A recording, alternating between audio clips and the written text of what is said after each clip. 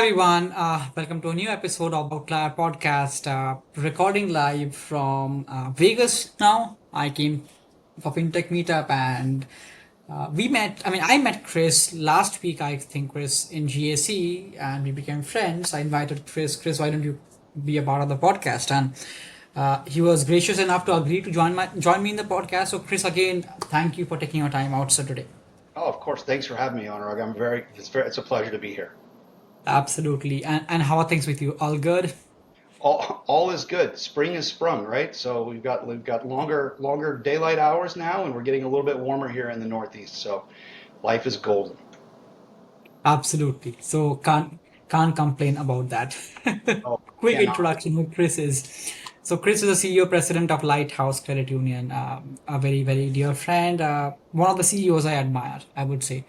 Right. Chris has spent almost 30 plus years in financial services.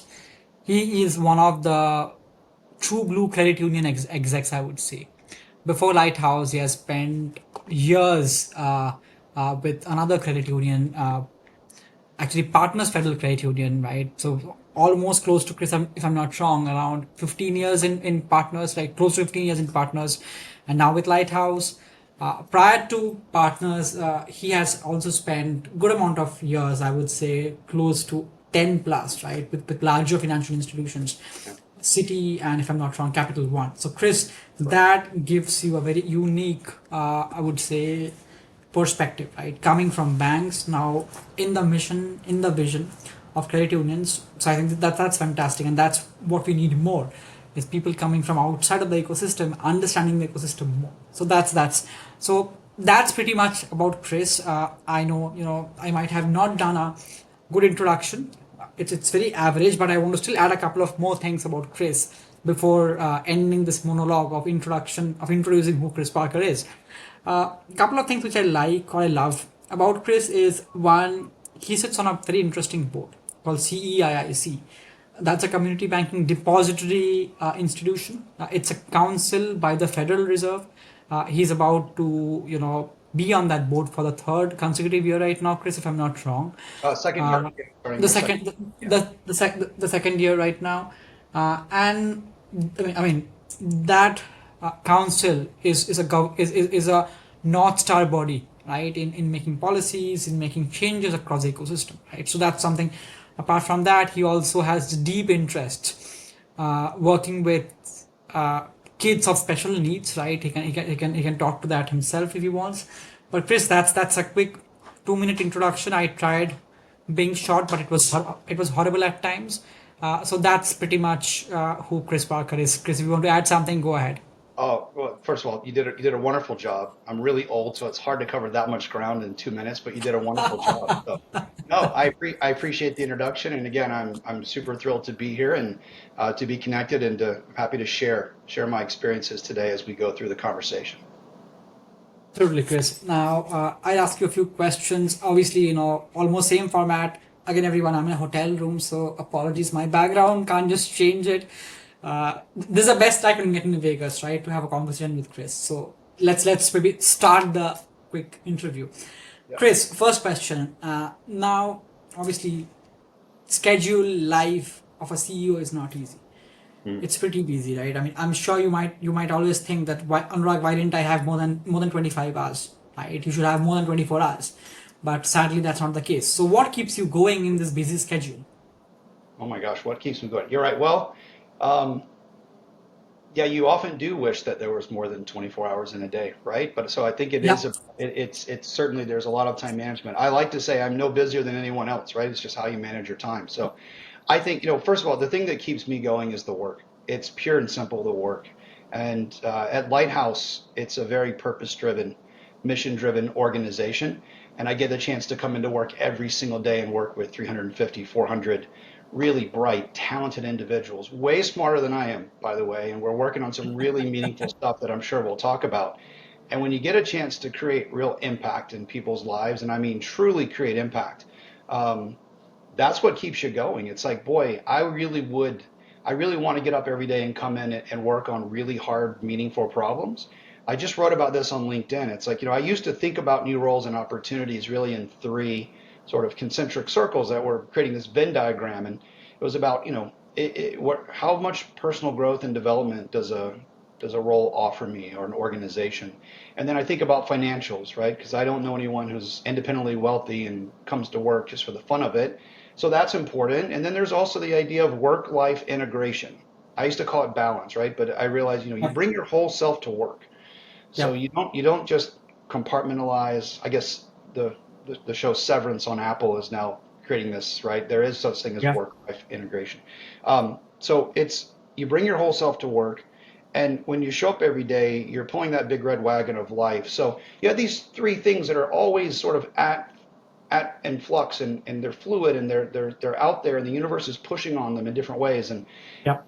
there's no set rubric, Anurag, that says, hey, if financials are better, I'll take a new opportunity, because what if I'm going to make a lot more money, but I have no chance to grow? It's going to be Yep. lateral move, and then I'm going to be working twice as hard and I don't get to see my family as much. That's probably not going to work for me based on where I'm at in my life. Likewise, I've actually turned down roles before, or taken roles rather, because personal growth and development was way up in terms of possibility and potential, yet it was the same amount of money and I was working the same hours. It's like, boy, that was my way of thinking about the world. And now it's about, there's a fourth component, which I think is so Mm-hmm. important, which is fun, Mm-hmm. which ties into what I was starting with, which is, boy, if you can come to work and have fun every day because the work you're Mm-hmm. doing is meaningful and you're with these really bright, talented people, Yep. that's a motivator for me anyway. And then if I tie that to my personal purpose, my personal why, which I've been working on for many, many years and have developed over time, but if I said it to you simply, it's really awakening the possibility in others and doing that through curiosity and through collaboration. It's helping to see the best in others, and how do I help bring that out? And that's so important, I think, in the work that I'm doing today. But that's that's in a long-winded answer what really motivates me every single day to get up and come to work, right? So a question. So the Venn diagram, so the concentric circle of fun, does that is that the largest circle or the smallest one? Now, well, I think the balance you're trying to create is that, at least in the model that I've always operated on, that model's got three very, you want them to be as balanced and equal: personal growth, Yep. development, financials, and work-life integration. I think where fun has started to play is fun's really the wrapper around that model, right? It is Mm. it's not it's probably larger than, because Yeah. imagine going to work every day and it's not fun. It's depleting. I think when you go to work every day, it's you should try to find ways that things that you do, the interactions that you have, the relationships that you're building, the outcome of the work you're doing, if it's Yep. restorative and replenishing, that can be really fun, right? It is Yep. that's so for me, it's not. It's actually probably the wrapper around the model. That sounds interesting. So let's just talk about your journey, Grace. I mean, this you might want to patent this as the concentric circles of Chris Parker, right? And just talk about it. Yeah. So I I get asked a lot, so how did you get to the CEO seat? And I'll give you try to be brief primer here. It is not, as Uh, most people would tell you, it's not a 45-degree angle. I didn't grow yeah. up saying I want to be a CEO of a credit union. I had no idea. And I think that's part of the secret sauce is I'm a continual learner and I love just to explore but you want to be purposeful. And I can talk about that too in my journey about where I got really purposeful about what I wanted to do and how I wanted to shape my career. But I started, when I met my wife 31 years ago, I was working in the grocery business coming out of college, and I was a manager in a grocery store.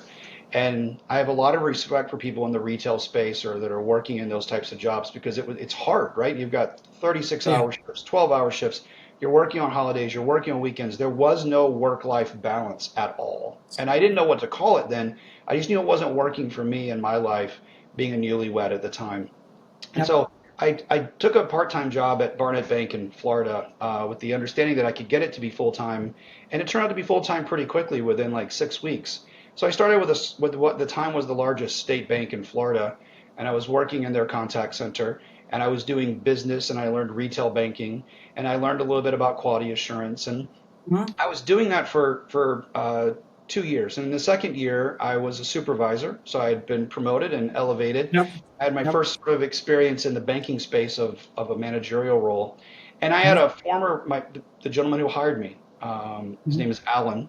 He was now my peer, and he walks over one morning before we started work, and I'm dating myself. He pops a hard-sided briefcase on my desk, and he pops it open, and he brings out a want ad, and he has two things circled. He says, "Hey, Parker, I want you to take a look at these two jobs because I've been thinking a lot over the weekend about you, and I think you should check these out." And I'm thinking, think about this: your former boss, your current peer, brings you Yeah. jobs to go explore. It's like, what am I doing wrong? And he's like, "No, I don't want you to be stuck here like I've been stuck." Now, this, you need to know something about Alan. Alan's been at Barnett Bank for 18 years at this point. He's 36 years old. He's got his family. He is, I think the guy's got the life by the tail. Like, he is who I want to be in life. Like, he's got it figured out. And yet he's telling me, I don't want you to be stuck here. Wow. That's wow. It's That's incredible, right? So it's one of those moments that we can often reflect back on in our journeys where it's like, boy, this person actually was a huge pivot point for me. Those two jobs, by the way, one was Bank of America, which I had friends that worked for Bank of America, and I didn't really want to go to another bank. And the other was a small startup company that was just getting their feet wet in Tampa to test out the market, and it turned out to be Capital One. And so I ended up going to work for Capital One in 1996 as a 26-year-old, sitting in the room with Rich and Nigel and having some conversations on about just what an incredible experience to be able to grow for 8.5 years at a company that was really about, you know, let's find the right talent who's got the right idea. It's not about your title. It's about our yep. mission. It's about let's get this company started. Can we put the right card in the right hand at the right time? It was data driven strategy. It was all these things you would ever want. Boy, I call it lightning in a bottle. So I Yep. spent 8.5 years at Capital One as a result of that conversation. And Capital One eventually decides they're going to move away from Tampa. My wife was born and raised in Tampa. I have two kids at this point that were born and raised in Tampa. So moving to Richmond, Virginia, and doing so in the middle of the winter was probably not the right idea. So we took a relocation trip. We looked at it, and I said, I'm going to pass. And that kept me in Florida, but it got me into an opportunity with two organizations. One was the Walt Disney Company, Mhm. which had a mentor at Capital One who had been to the Disney Institute, and he said, you're a very principle-based leader. They do a lot with values, and I Yeah. really liked the Walt Disney Company anyway, and it was a path I wanted to consider. And then the other was personal growth and development, again, driving this. Citibank, international banking, South Yep. America, and a little bit of Asia. And Citi came with the offer first, so I backed politely out of the Disney opportunity, took the job at Citi, and spent 3.5 years at Citibank working in international personal banking. And what a wonderful experience from a culture perspective, because I'm one Yep. of five Americans in the business unit. I'm one of five monolingual Americans in the business unit. The predominant language was Spanish, followed by Portuguese, followed by English. What a great opportunity to learn. So I uh, I also learned that Citi was much more about results. They weren't so much on competencies or how you get those results. Yep. So again, culture, not really understanding what I'm learning, is very different at Citibank. And I Yep. knew it wasn't really the place for me. And I had a really great leader. Again, those people that come into your life that said, I think there's a better place in the world for you. And so I started looking at opportunities, and it turns out this is where I'm sitting 14 years into banking. And I said, I need to do something different. And I've been in retail and business banking. I've done credit cards. I've done international banking. And I've been a member of a credit union, but I'd never worked for a credit union. Okay, very And I good. found a credit union, applied for their job, and then it turns out that credit union actually was part of the Walt Disney Company. It turned out to be partners. This The is how the world is world kind small. of comes back to you, right? And so I spent 14.5 years with Yep. partners, Partners. basically working my way and leading through almost every aspect of the organization. I leave there as the COO and an interim CEO after our Mhm. CEO retired. And it was from partners that I wanted to continue practicing my craft, and I moved from partners here to Lighthouse as the CEO 3.5 years ago. So it's been a very interesting, a very fulfilling, and a very purposeful journey um, Yep. to get where I am today. But only in the second half of my career when I really decided, boy, this is something I really want to put my efforts into. Before then, it was about learning and having fun and exploring and trying to be the best XYZ that I could be in the roles that I was in. It's a Absolutely, long Chris. I think answer to this your question. is it. No, it's not a long answer. It's a journey of self-reflection, introspection. I mean, it's same for me, Chris. I mean, for the first 5 years of my career, I was doing the same thing. I was doing consulting. I was still figuring it out. What do I want? Right. The last 3 to 3.5 years has been, no, this is what I want to do finally, and let me do it. I mean, it took the same amount of time for you moving from banks to credit unions to realize that this is fun, right? I Yeah. mean, you won't go back working for big banks anymore. Absolutely, Chris. I mean, this will be a redundant question, but I still want to ask you this, right?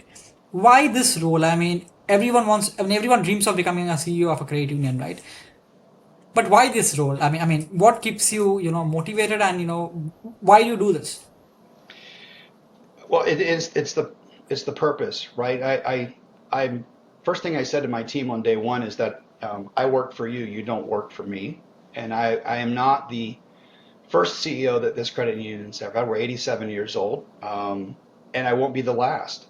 So I think I was very clear coming in that this for me is not the be all end all. This is not the pinnacle of the mountain that you're climbing. And if you're really curious and you're about learning, so why this role? I mean, this role is a chance to really create real impact. If my purpose is to awaken the possibility in others, there's no better place to be than an organization. That's why I was attracted to. We were Northeast Credit Union. We just rebranded to Lighthouse last year. No better place to be than a credit union that already is focused on helping take care of its members, but then to be able to help shape a mission, to be able to create real impact. That's why here, right? I was drawn here because of the mission and because of the attention to the community and the willingness to give back to the community. The values of the credit union aligned so much Yeah. with my personal values. It was like a no-brainer, right? And so it was like this attraction that was just meant to be. And then when you get here and you listen and you meet the organization where it's at, it's like, yeah, this is the right place for me. And the one thing I'll say about Lighthouse Credit Union is we don't like to be measured on traditional yardsticks, right? So we're not really aspiring to have certain asset size or number of members that we have. This is it really is about impact. Our mission Yeah. is really enriching and nourishing the lives of others. And we picked three very important areas to do that in. Mm-hmm. These are areas that we didn't just pick. Our members helped us with this. We did a lot of inside out, outside in data analytics on this, Anurag, but uh, Yep. solving for access to housing, That's food important. security, and access to education. Housing, education, and food security are the three areas that we focus on predominantly in our mission, and they're all part of the same ecosystem, as are things like mental health, as are things like childcare. There's so many things that we can get involved in that really are driving impact. But our yardstick is, can we create real impact? And one way we're measuring that we just launched last year is a commitment to help 50,000 individuals find access to stable housing over the next 5 years. And that's not something that we'll do by ourselves. We're going to need a lot of partnerships at the federal level, the state Absolutely. level, with third parties, but we're committed to it. And we're quite sure we're going to be able to not only exceed that, but to have real meaningful impact that's going to be deep and lasting. Even if the number that we hit isn't 50,000 by the time we get there, we will Yeah. have created bigger impact than if we had never tried to do this in the first place. Absolutely, Chris. I mean, these three priorities dovetail into the reason of why credit unions. Right? We are not just there to hit members, 100%. and I mean, that what keeps me back to this ecosystem. We are not here to report our numbers to the street. Definitely not, right? I mean, No, it's important that we serve on a mission, and I think this very well. I mean, leads to the other part of the show when we talk about mission, right? I mean, now obviously, there's a rebranding that has happened. I mean, there's a reason because of which the credit union is now known as Lighthouse Credit Union for the right, reason. right. So what is the mission for Lighthouse? That the mission is it is to enrich and nourish the lives of others. That's our mission, right? We really believe, and from a branding aspect, you're right. Lighthouse has such extendability. Exactly. We do think our members are really the center of our story. They're the hero. We're not. We're just there to help them. So, in the literal sense, you can think of a lighthouse being a beacon. It can be a Yeah, guide. It can bit of really be like. there. That stability in a storm that's never going to go away. And so, if you think about growing with a member through their life and through their life cycle and helping them when life hits them hard or when they have a financial dream, or even when they're doing their daily chores, right, that they need to get done, being there for them is really important. It's the old adage in credit unions of we're people helping people. Yep. Um, but that's the mission. The mission is to enrich and nourish. And I like what you said. We believe that too, right? So while our mindset is that we're an 87-year-old startup, because we're not thinking traditionally like credit unions, that's our internal mindset, our output and our impact for our members is very much that. We are here. And it's kind of what credit unions were built on, to your point, which I think some credit unions get away from. We're just really clear about who we are, and we're getting Yep. clear about the members that we serve and what they value, and then we can bring it and deliver it to them in ways that really create impact for them, right? So, yeah.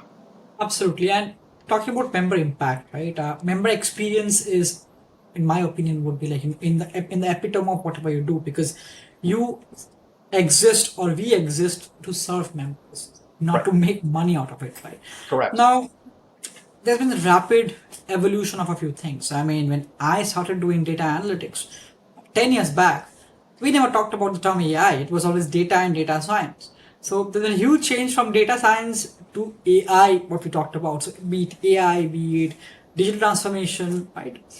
Be it data. There's a huge technological advancement. I mean, every day I wake up in the morning to a new news, right, of advancement. So Every day. how is Lighthouse embracing this change?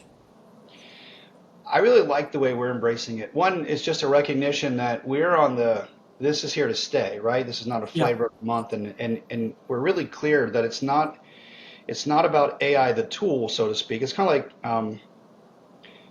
cryptocurrency is, and Lamont Black says this extremely well, right? Cryptocurrency is more than an asset. It's a platform. It's also a technology, and so we think about AI exactly the same. This is something that we really are curious about. We are very cognizant about the fact we are using AI in our business today.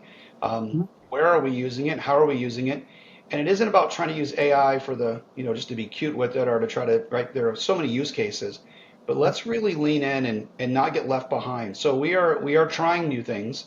Part of it's through tools and systems that impact our members and help them. It's also a lot about how we can be more efficient and more effective in serving those members. So it's about helping our team. So for us, it's the great exploration. Um, I mentioned Lamont Black. We're partnering with Lamont and with vendor partners to help us. We are bringing in an AI specialist and a futurist to our planning conference to help educate the board and keep going. So for us, we're pretty much all in on trying to figure out what's the right way to get involved, because this is here to stay. It is going to help us. But again, doing it for the right reason to generate the right outcome. It's got to be mission aligned for us, right? It's not something you do off the side. Absolutely, Chris. I mean, in terms of AI, again, I think you should need you need a practitioner to go and tell you what works, what does not work, to Right. guide the roadmap of the credit unions. Absolutely makes sense. Now, again, dovetailing into your philosophies, because the way how I see things and envisions is the way how an institution performs and looks at, right? So, what is if I would ask you about your leadership philosophy, do you have any specific leadership philosophy, Chris, that has been a cornerstone forever and you would never want to change it? It's a great question. So I think if I describe my leadership style, I probably would use three words. I think, or maybe more than three words, but I put it in three buckets. I think there's this idea of being, um, I have an infinite mindset. So this idea of envisioning the impossible, and knowing that we're playing a game we can never win. Right? You don't win by having more assets or more members, as we talked about Yep. before. So I Yep. have very much of an infinite mindset. So I have a pretty strong vision. I like to be bold in that vision. I think the second category that I would say is certainly very principle based. Core values and principles are really important Yep. to me personally, and I think to this organization as well. And then thirdly, it's certainly people centric. And Yep. I think if you ask me to kind of tie all that together in a sort of a crisp philosophy, it's the idea that relationships drive results. Relationships are the foundation of every single thing. You Basic. can't have that without trust. So that's relationships with our members. It's relationships with our team members. It's relationships with our regulators, with our legislators. It's relationships that actually drive results in your personal life and professional. So that's how I would describe my leadership philosophy. I mean, you hit exactly what I wanted to hear. Hmm. That relationship is the most important thing. I mean, there's no point in driving anything without relationship. The basic trust should be there. I mean, I can literally text you, Chris, and I tell you, Chris, I need this tomorrow. I know that that will be done because I trust you. That's the most important thing, right? Apart from Right. anything else. Uh, Now, I mean, I want to be respectful of your time, so I'll just try to wrap this show with a couple of more questions, right? I'm sorry, I'm almost on top of the hour, but I would ask you one question about successful initiatives, right? Now, Chris, you have had a bunch of successful initiatives throughout your career. I mean, I can name 10. So think of you would maybe able to name 30 of them, right? So you will talk about a few successful initiatives which you're really proud of and have had an actual impact that you think is worth a mention. You're right. There's that's a great question. There are a lot. So probably what I'll do, not just for the sake of time, but because it's top of mind. I think my favorite initiative is the next one, right? The next one that you do. That's an old adage from sports, right? What's your favorite when? The next one. I think that my favorite Uh-huh. initiative is probably one of the most recent ones. So if I described our mission to you as enrich and nourish the lives of others, if I told you how that works, I would tell you that there are two flywheels that are working at the same time, and not one's not driving the other. One Yeah, is profitable growth, which is our business model, right? The more members have a great experience, the more they use us, then the more ROA we generate, which is capital back into the value stream, which is what they exactly. actually value. At the same Exactly. time, and they both meet at value, there's a community impact flywheel that's spinning at the same time. So we would say there are things like our volunteer hours and our SEG growth or our scholarship program, and then our foundation, the Lighthouse Credit Union Foundation. Very important as we're thinking about community impact and profitable growth. It's the old adage in credit union world of, you can do good to do well, you can do well to do good. This is really how it works for us. So Yeah. an initiative that I would share that's really coming in driven by our foundation, and this never shows up on the balance sheet, by the way. It won't show up on the income statement, but this is the power of impact when I talk about impact with our mission.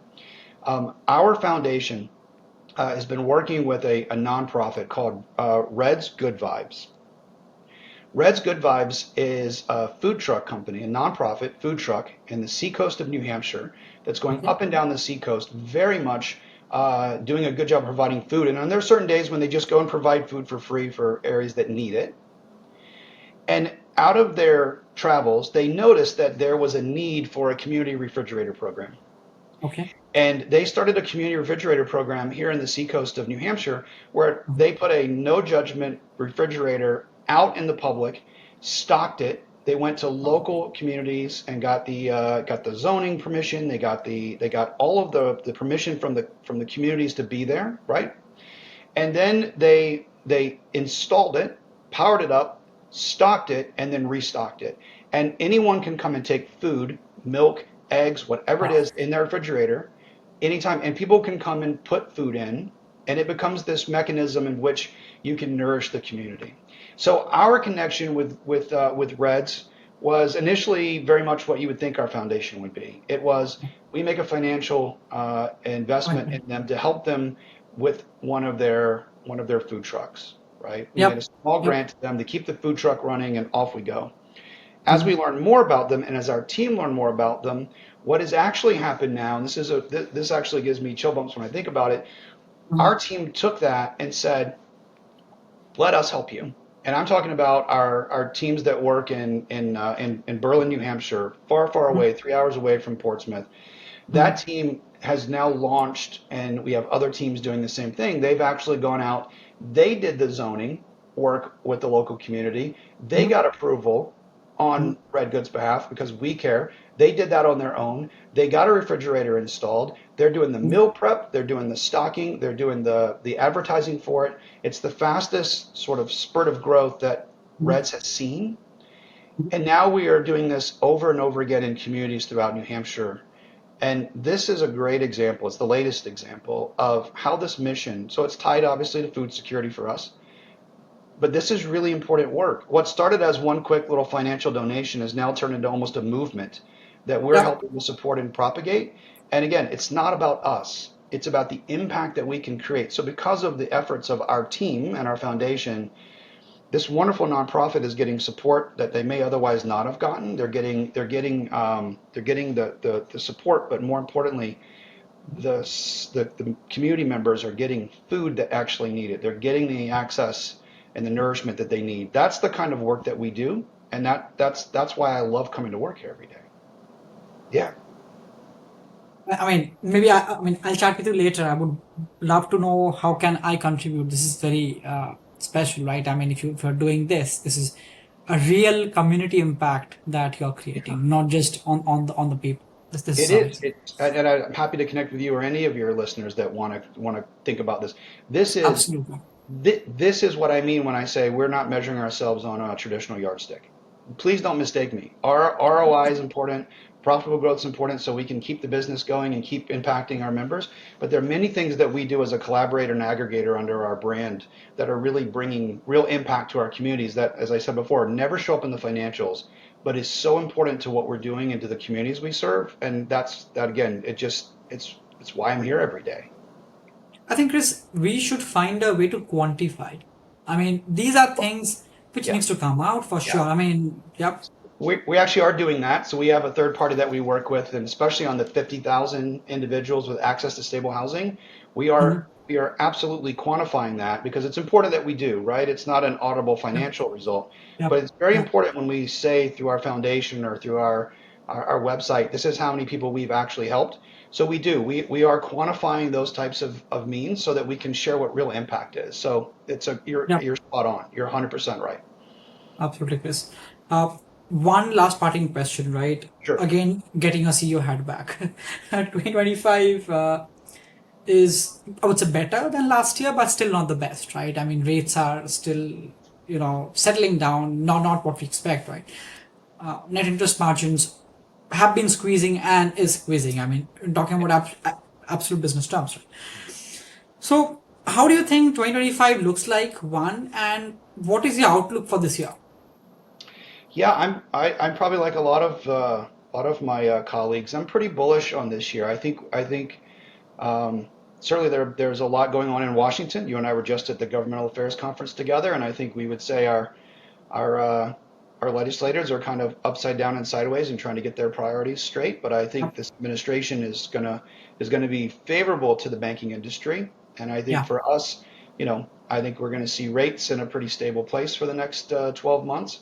I think the focus for Lighthouse is probably no different than a lot of our brethren in the credit union space. It's like let's make sure that we are finding meaningful ways to deliver loans to our members. That's what we predominantly do. Um, Mhm.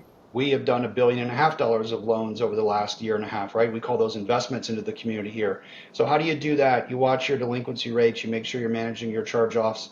And to your point, it's about bringing full value suite of products, services, experiences, and Yeah. education to the members. I'm really bullish on the outcome. I think we're going to we've been having pretty strong years over the last few years. I'm really confident we're going to have another strong year if we're really purposeful about it here. So yeah, it's an optimistic view from my lens. Thank you, Chris, for adding your 2 cents on the outlook. And again, Chris, thank you for your time today. Really appreciate you, spending 30 minutes of your busy schedule with us. It's Always. not easy, but again, sir, thank you Uh, for this. well, in case you can't tell, it's one of my favorite things to talk about, right? Which is our mission and our team and the good work we're doing. Absolutely. I love talking about it. It's so easy to do. And I appreciate you asking the question, and it's great to be connected with you. And Absolutely, it's sir. been a pleasure. So thanks for having me. Thank you, sir. Thank you.